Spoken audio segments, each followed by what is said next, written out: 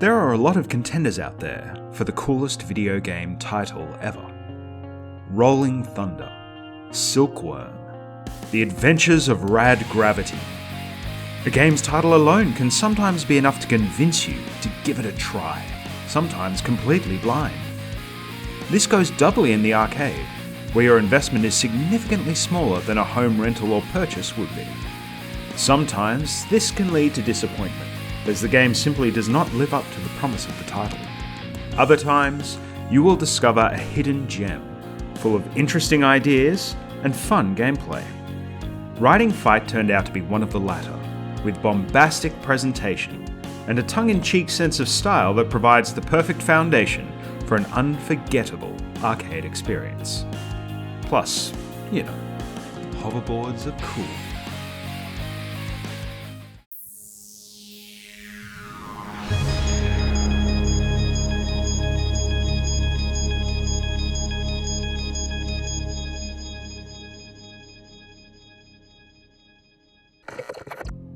Riding Fight basically feels like someone took F-Zero in one hand, Final Fight in the other, then mashed them together over and over again, whilst listening to their favourite 80s rock mixtape.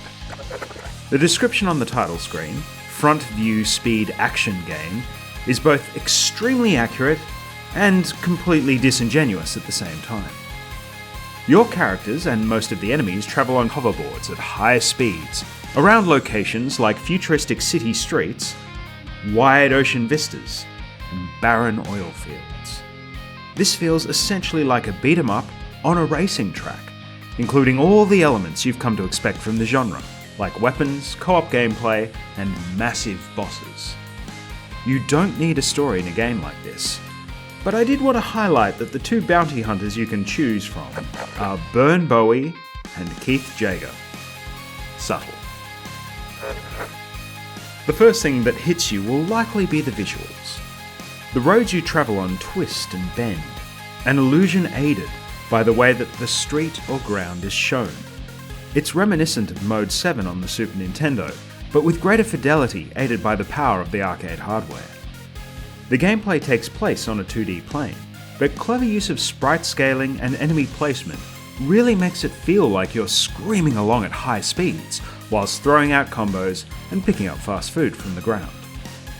The rest of the presentation is just as pleasing, with big character sprites moving at high speeds around the screen, well-drawn backgrounds that never take away from the action, and a variety of high-end 2D sprite effects made possible by the arcade hardware.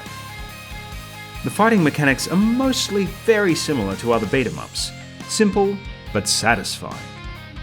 You can do basic combos with your attack button and pick up weapons from fallen enemies. Successive attacks fill up a meter which allows you to do a variety of special moves. The sensation of speed and the perspective of the road makes the game feel fresh and exciting, despite the similarity of the combat mechanics themselves to other games of the era. Whilst the fighting is generally side to side, you'll need to be constantly looking ahead to make sure that your positioning is right for the next wave of enemies, as well as to avoid other obstacles that may be in the way. In this way, it feels a little bit like the combat in Road Rash, but with a great deal more complexity. Knocking a character off the board and seeing them fly off past the view of the camera really adds to the sense of speed, and is satisfying in the same way as throwing a Foot Clan soldier at the screen in Turtles in Time. There are also moments when the perspective shifts, and you're playing from a side view, or even temporarily leave the board entirely. These are subtle changes, but help to keep things engaging, and really makes it feel like you're charging your way through the twists and turns of each area. One interesting aspect is that the locations in the game are more varied than you may expect.